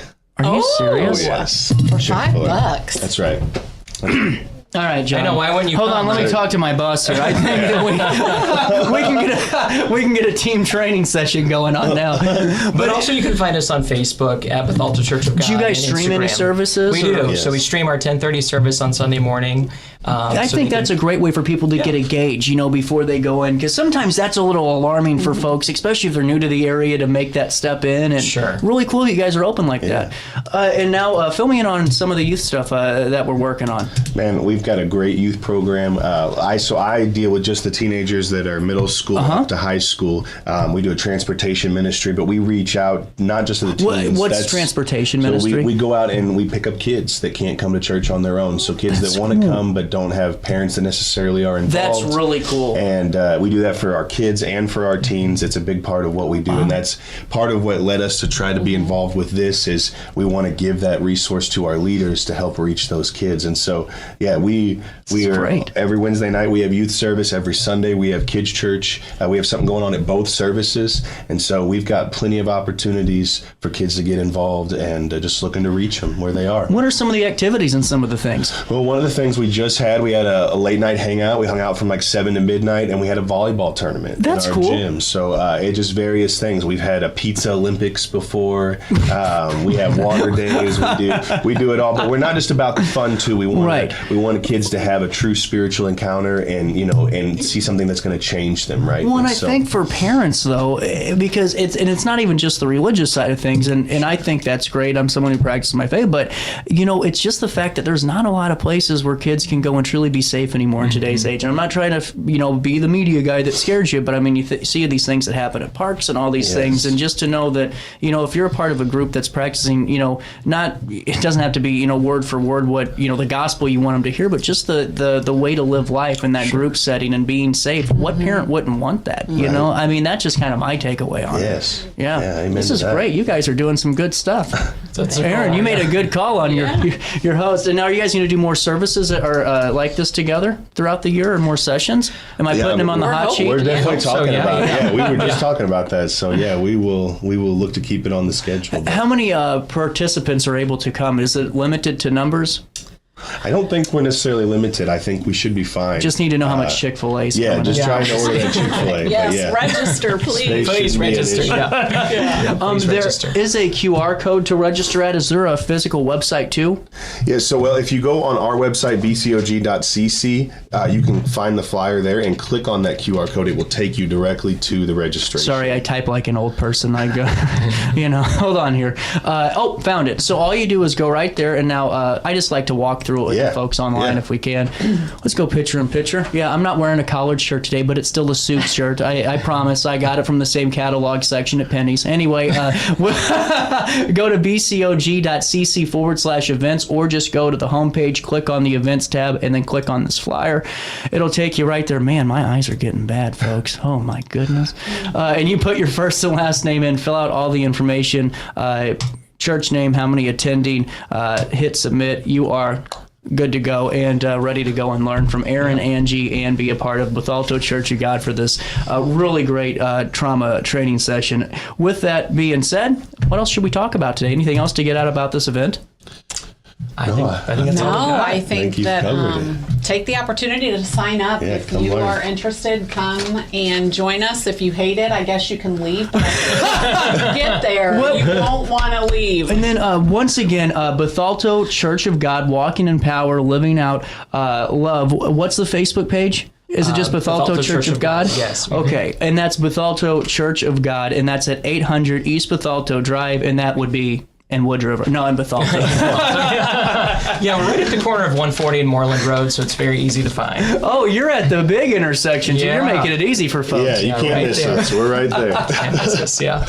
With that being said, we'll take a quick break. Thanks for a great interview. Thank you, CJ. And 10:43, we'll come back with more Daily Show right after this one on this cold Tuesday morning in the heart of the 618. Ready for fantastic deals? Head to Village Dispensary, where every day is a celebration. Start your week with 25% off Dog Walker pre-rolls on Monday. Tuesday, enjoy 25% off Dibs gummies. On Wednesday, enjoy 30% off Nevada pens. On Thursday, it's 30% off CQ sodas, margaritas, and more. Friday, enjoy 3.5 grams of Megatron by NGW and Cronuts No. 4 by Paul Bunyan for $25. Visit VillageDispo.com and shop now. Picture This and More has been a trusted name in the Alton community for more than 30 years, with the last 3 being right here on Broadway. We specialize in quality framing at affordable prices. We also feature works by local artists because we're proud of our community. If you have valued treasures to display and preserve, we're sure to have the perfect fit with our large selection of custom framing and display options. Whatever color, shape, or size, Picture This and More has the look you need.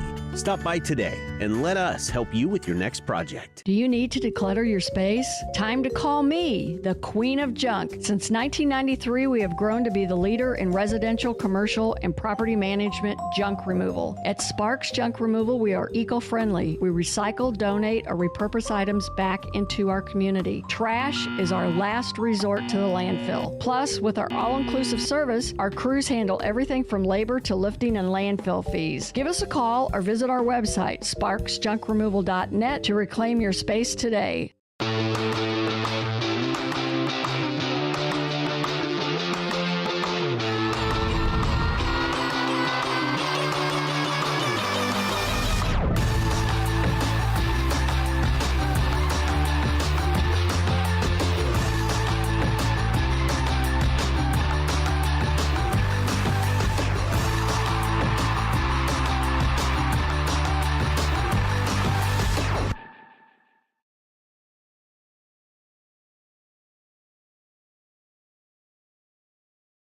Looking for the best barbecue in Madison County? Head over to Carver's Barbecue in Godfrey, Illinois. From loaded barbecue nachos to mouth-watering pulled pork, brisket, ribs, and more, Carver's serves up award-winning flavors you'll love. Family-owned, Carver's is all about fresh, made in-house dishes served daily. Come visit us at 2716 Groveland in Godfrey, or give us a call at 618-467-9999. Order online, get it catered, or stop by for the best smoked meats around. Where great flavors meet family tradition, you'll find Carver's Barbecue. You're listening to Our Daily Show with CJ Nasello on RiverBender.com.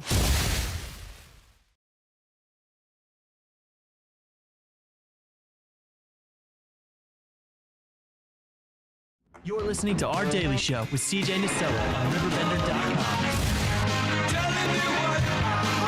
It is a Snowmageddon Monday out there.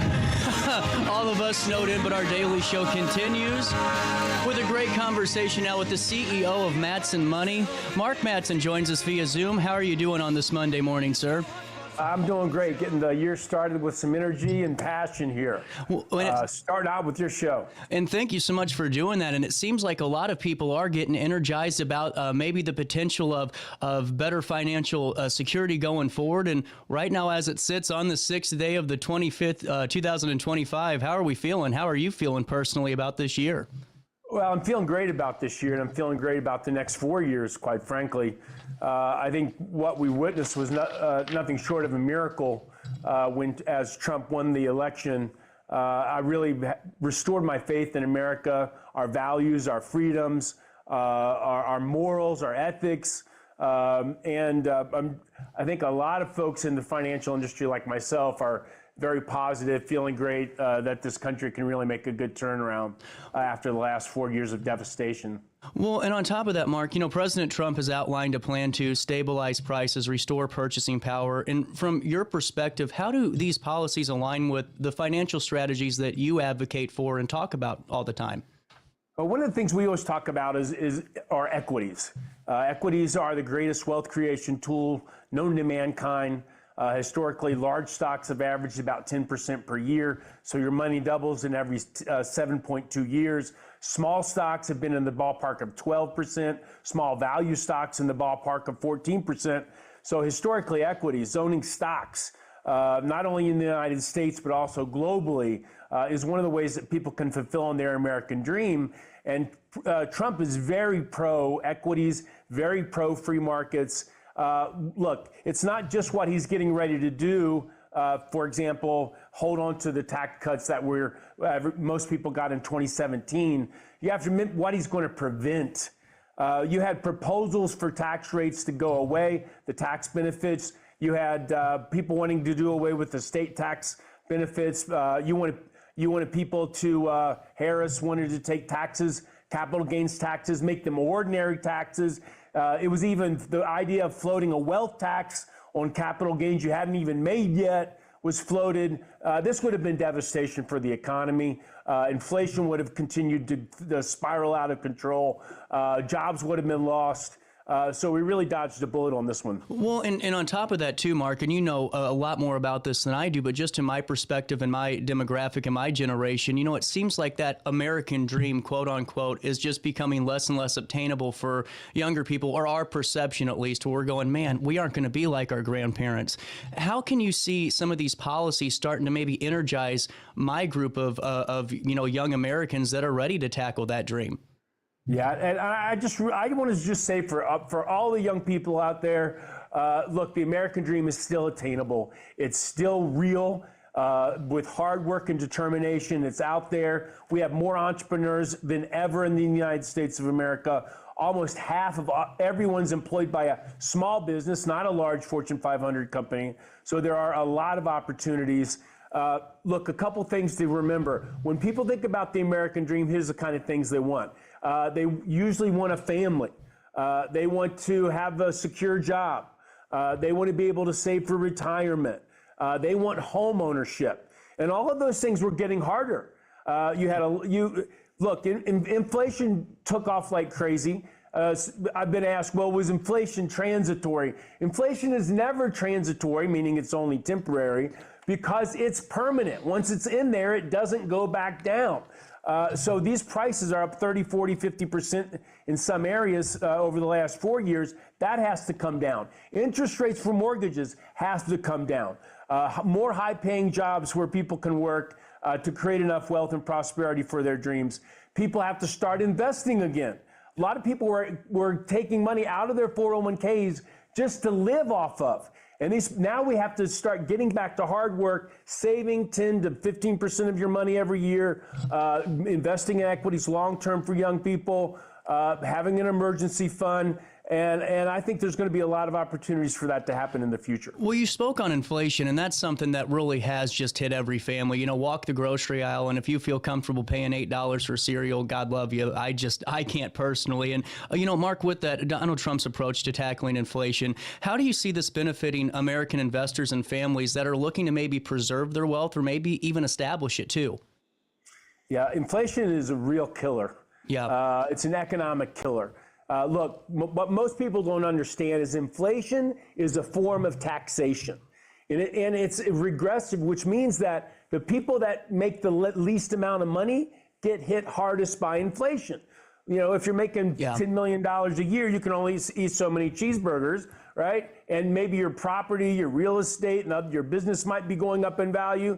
But if you're in the lower middle class or in poverty, these inflationary taxes on energy, on food, these are a form of taxation, and they need to be brought down. Dr. Art Laffer, who won the Presidential Medal of Freedom from Donald Trump, was on our academic board. And inflation is really, really simple. You have too much money chasing too few goods. So you have to reduce government spending. You have to let people have more of their own money to buy products and services. That means tax reductions. And you got to open up free markets, and you have to reduce the very, very high cost of natural gas, natural energy, because if you don't, those things drive everything.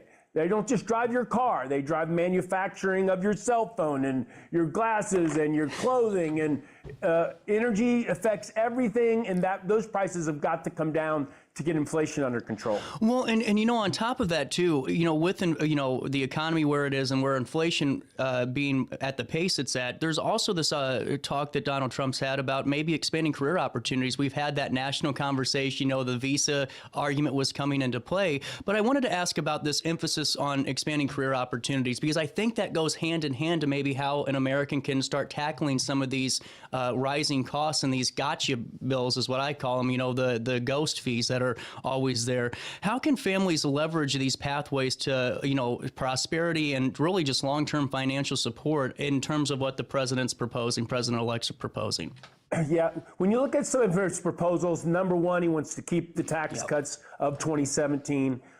If it's a corporation and they're manufacturing goods in the United States, he wants to drop their income taxes to 15%.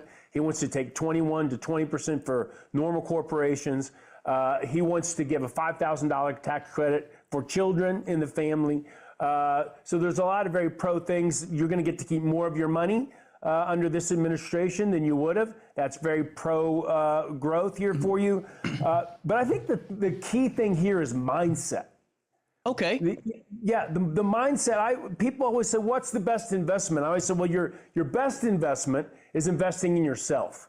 True. And they say, "Well, how do I get started?" And I to many people's surprise, I say, "Start at the bottom."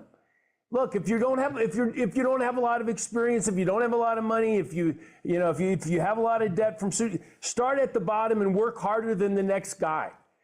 Work harder than the person next to you. Show up early. Work late. If you work for an entrepreneur, they're going to notice. They're going to see. They're going to give you more opportunities. They're going to give you raises. They're going to give you more training and education. And that is very much available in the United States and America. We have so much opportunities for someone who's willing to work hard, that has grit, that's willing to outwork the next person. And don't sit in your home in your basement on your computer. Go to the office so your boss can see your face. Do yourself a big favor. Don't ghost yourself and hide out at home. Get to work. Well, and I wanted to follow up on that. I think that point is so vitally important for so many people because I'm like the outlier in my generation. I feel like the old guy that's yelling at everybody saying, let's get up and let's go. How important is it for us to get the stick out and all proper ways to say this, but quote unquote, let's get the stick out and let's get to work? Because I think a lot of this in my generation is this kind of woe is me mentality that's not getting us anywhere. Brother, you just nailed it 100%. In the book that I just wrote called Experiencing the American Dream, I talk about mindsets and how critical they are. They're screens by the way that you see the world. And my grandfather, who got us out of the hills and hollers of West Virginia, but never got us out of poverty, he had a mindset about the world. Money's evil. Money's hard to get. He was a victim. He saw himself as a victim.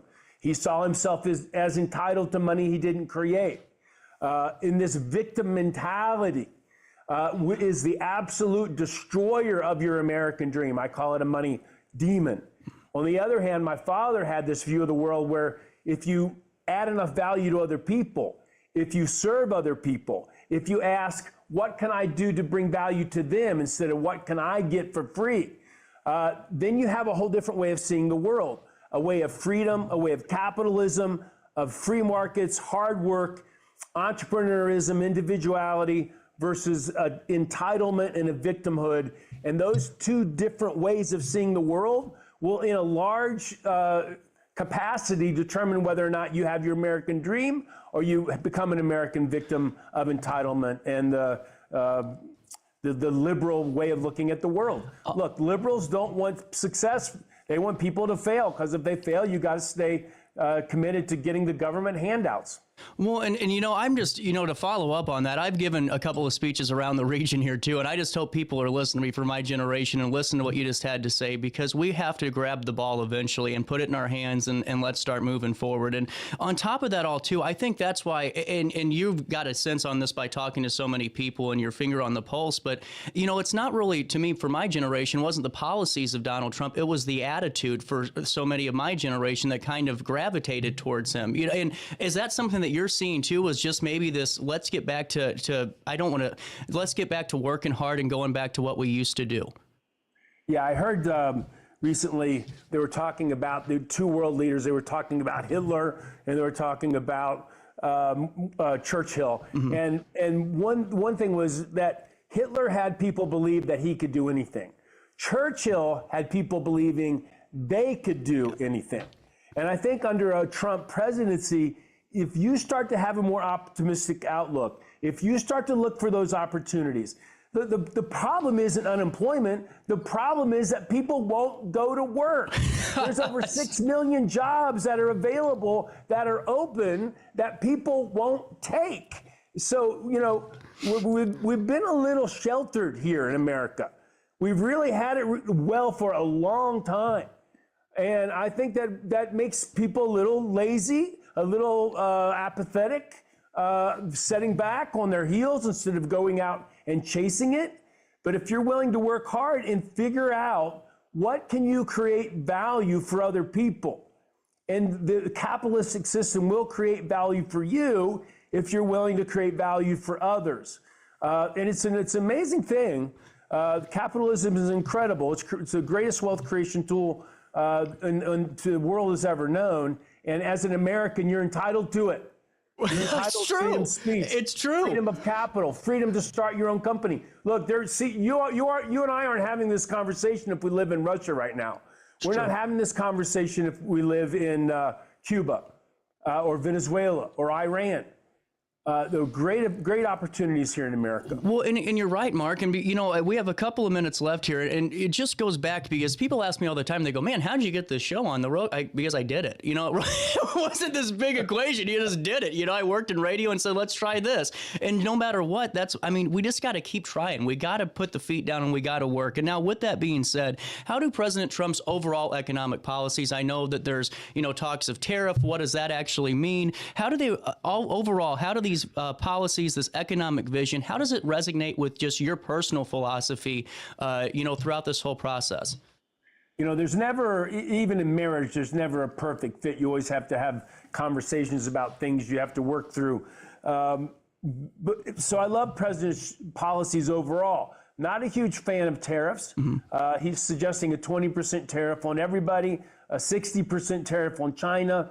I talked to Dr. Arlaffer just the other day. He said, look, the tariffs, one thing about Trump, and he definitely has this, I'm not great at negotiation. I'm pretty bad at it, but he's great at it. And what he does is he uses those tariffs as a negotiating tool, as a negotiation chip.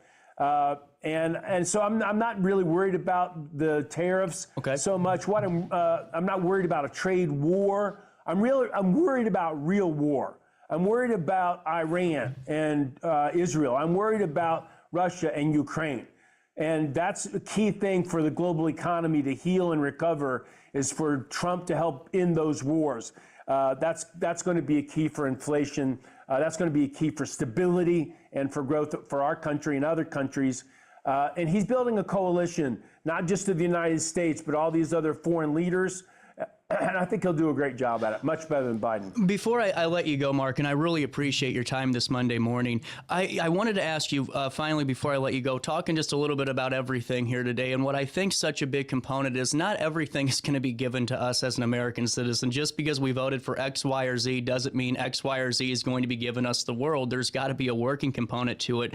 If Trump's policies are implemented and the American, everyday American, like myself or anybody else, is starting to put that work in, how does your vision of the American dream currently shift once you start seeing these things in action?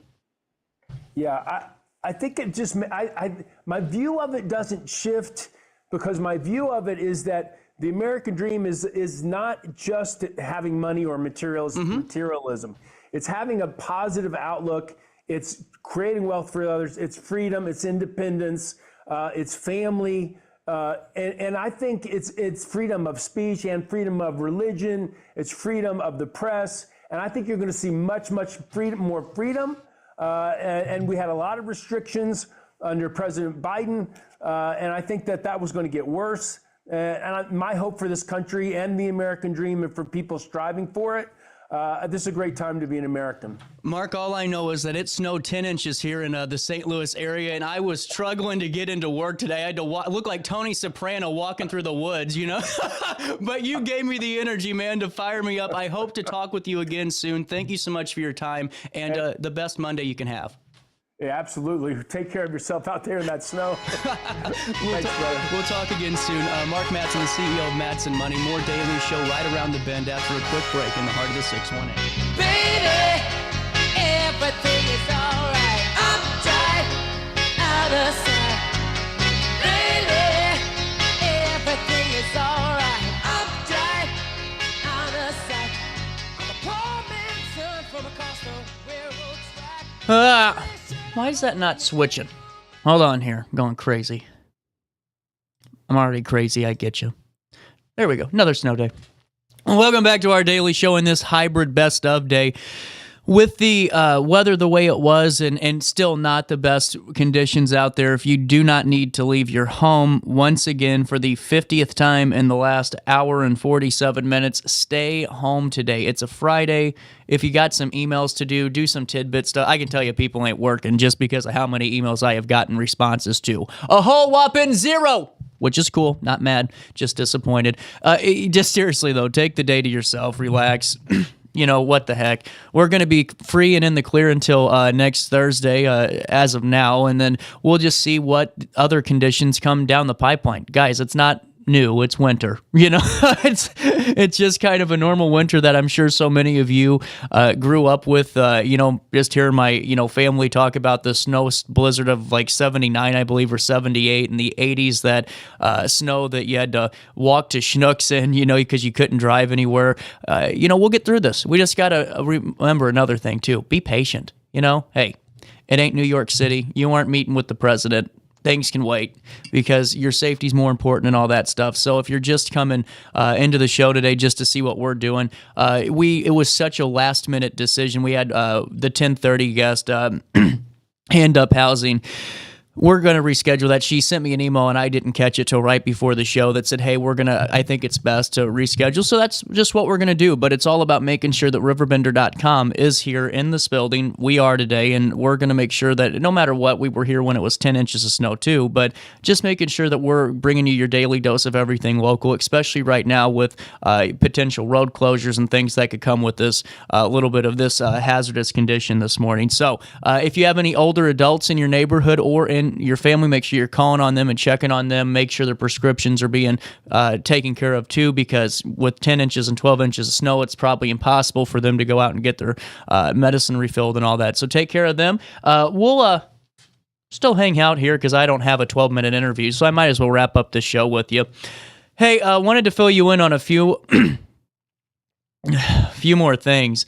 And man,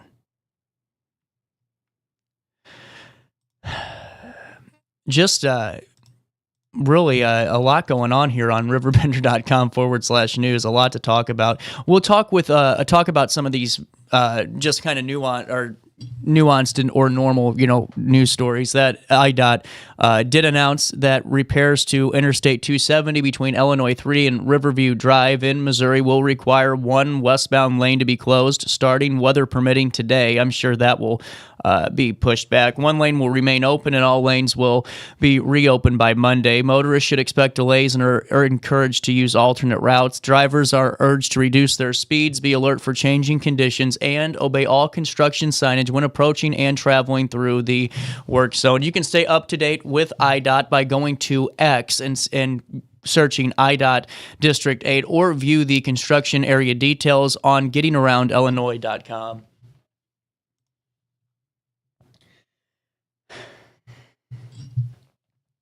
The last couple of days have been hard. The last week has been hard on a lot of folks in the Alton and Riverbend region as a whole, as we lost an icon.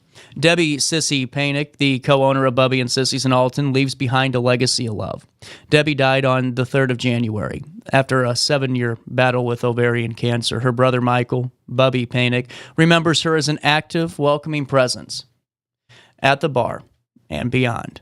When people would come in the bar, she would always say, "Hey, I'm Sissy," Michael said. She was always very welcoming to people and really fun. Just always had a smile on her face, always liked to have fun. Debbie enjoyed water skiing and traveling, and of course she was a diehard Cardinals fan and worked as an usher at Busch Stadium. She loved ball, even going so far to finish a chemo treatment and still go to work because she enjoyed it so much. She graduated from Roxana High School and played softball and field hockey at SIUE, and she was also involved in the Paisal Indians drill team and the Belleville Black Knights drum and bugle corps. Debbie previously worked as a hairdresser and had a shop at the Wedge Building in Alton. Through her work, she met a ton of people, including me, who got to remember her for her kindness, her fun, and her resilience. 23 years ago, Michael and Debbie opened up Bubby and Sissy's at 602 Bell. The brother and sister duo, well, they became pillars of Alton's LGBTQ plus community and Alton's community as a large. Michael shared that their parents, Tony and Joyce, were the administrators for the Wood River Moose Lodge for 30 years. So the decision to open Bubby and Sissy's came naturally. Debbie loved being in the bar and meeting all of the people.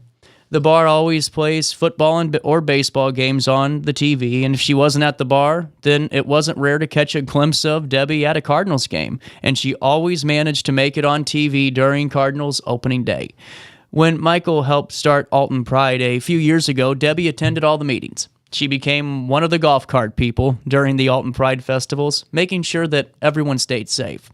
She always supported everything that I did, Michael said. In the last year, after Debbie decided to stop her chemo treatments, she and her brother traveled to see family. Michael will always have fond memories of the trip they took to Temecula, California last August, where they went to the beach and spent time with their cousins. That very special time is always going to stand out as a good memory. And as he grieves, well, he's thanking the community for their support. Debbie and Michael's family and their great nucleus of friends have been a big help to Michael as he plans Debbie's services. They're scheduled for tomorrow, Saturday, January the 11th. Visitation will start at 10 a.m. at the Panic Funeral Home until the service at 1 p.m., followed by a celebration of life at the Wood River Moose. Debbie, she left behind her beloved Bader, named, of course, for baseball player Harrison Bader. She and Bader would often spend Sundays at the bar, tearing up the dance floor with her signature move, the Panic. Michael laughed as he recounted Debbie with her thumbs in the air, kind of like you're hitchhiking, and a body rocking back and forth. That's how he'll remember his sister. She was always very fun. She was loving. She was welcoming. She just loved everybody. Memorials can be made to Debbie's family or to Hospice of Southern Illinois. RiverBender.com wants to extend its deepest condolences to the friends, loved ones, and that great nucleus of supporters of Debbie and Michael in this very trying time. At 10:54, we'll take one final break of the week. More Daily Show will come right around the corner after this on RiverBender.com. Life's better when you're under the American Family Insurance roof because they know your house is home base for their dreams. Whether it's a kid like me aiming for the big leagues, ready? Future rocket scientist, or a budding prima ballerina. When you feel totally protected, your family's free to pursue their dreams. She's good. Let's go. American Family Insurance. When life throws unexpected challenges your way, you need a versatile legal ally to protect you. Sean Lentz, with over 12 years of experience, is here to help you in a variety of avenues. From personal injury to criminal defense and even semi-truck accidents, Sean Lentz has your back. Don't wait for the justice that you deserve. Call 618-465-8000 and see how Sean can help you today. No matter the season, Play It Again Sports in Edwardsville has the gear the athletes need to get in the game. Whether you're shopping for the newest sports equipment or saving money on quality used gear, Play It Again Sports carries what you need to maximize performance to get the most out of every swing, kick, stroke, or shot. We'll even buy your used goods, paying cash on the spot. We carry all the gear for all the sports all year long. We're your hometown sporting goods store. Play It Again Sports, conveniently located at 4 Club Center Court in Edwardsville. Ready for fantastic deals? Head to Village Dispensary, where every day is a celebration. Start your week with 25% off Dog Walker pre-rolls on Monday. Tuesday, enjoy 25% off Divs gummies. On Wednesday, enjoy 30% off Nevada pens. On Thursday, it's 30% off CQ sodas, margaritas, and more. Friday, enjoy 3.5 grams of Megatron by NGW and Cronuts number 4 by Paul Bunyan for $25. Visit VillageDispo.com and shop now. Picture This and More has been a trusted name in the Alton community for more than 30 years, with the last 3 being right here on Broadway. We specialize in quality framing at affordable prices. We also feature works by local artists because we're proud of our community. If you have valued treasures to display and preserve, we're sure to have the perfect fit with our large selection of custom framing and display options. Whatever color, shape, or size, Picture This and More has the look you need. Stop by today and let us help you with your next project. Welcome back to our Daily Show. Here's CJ.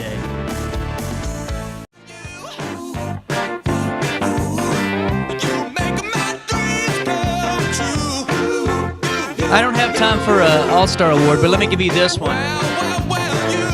Okay, I saw this yesterday, and if I had to read it, so did you. So do you. You have to hear about it. Hold on.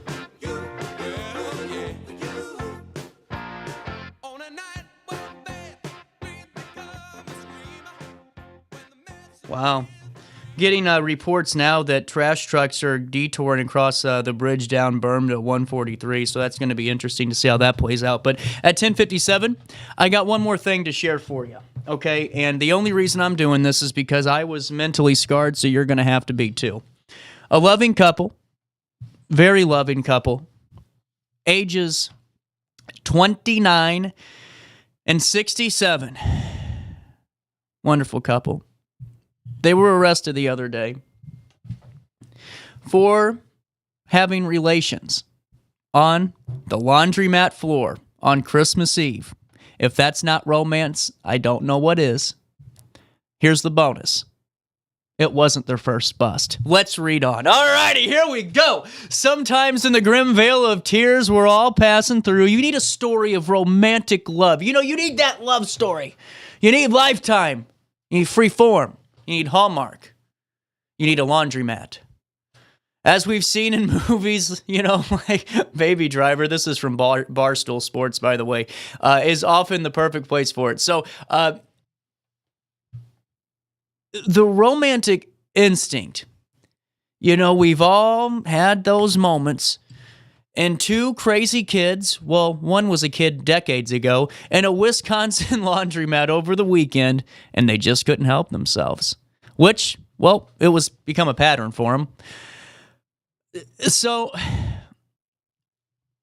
a Waukesha man and woman who reportedly had sex in the lobby of a county jail last May have been charged after they allegedly repeated the conduct at a Waukesha laundromat on Christmas Eve. Desmond Cleveland, 29, was charged in county circuit court with a count of disorderly conduct with a penalty enhancer for repeat criminality. And now, Karen Hill, Goodfellas, it's not the same, I don't think, has been charged with disorderly conduct and 2 counts of bail jumping. I'm the dog. Okay, anyway, the dog, the bounty hunter. So the owner of the laundromat on East Broadway did report to police on the 29th of December that upon reviewing security video footage of the establishment, he could see Cleveland and Hill lying under a blanket on the floor of the laundromat. I hope there was a blanket on the floor first. Apparently engaging in intercourse. An unsuspecting patron not sitting far from where this was happening the entire time. Also, another patron in the laundromat just trying to do their laundry, the complaint said. As the patron is leaving, the patron looks in the direction of the two of them, but is unknown what was actually going on. Based on the repetitive thrusting motions made by the defendants that were naked from the waist down to their mid-calves, adding at no time in the video are the decedents seen using the laundromat for actually cleaning clothes. I don't even think they brought any clothes in.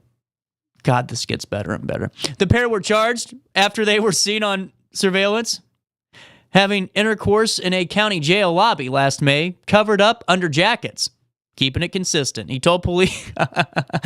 told police that in that case, they went to the jail after she was told to leave a group home after Cleveland visited her there. She admitted to consensual intercourse in the lobby, the complaint said. But anyway, you know, who says romance is dead? You know what I'm saying? Now we have to show you the couple here. I think this is the best part of this whole darn thing. The loving couple charged,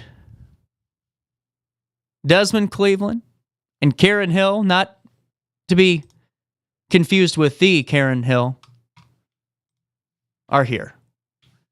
And that, my friends, is how we'll end the show today. The romantic couple, romance isn't dead, laundromats and all, and they are the All-Star Award of the week. I'll stay single. Hey, on that note, have a great day. Try your best to stay out of jail. What a one-way ticket back to the life he once knew. Oh, yes, he did. He said it would.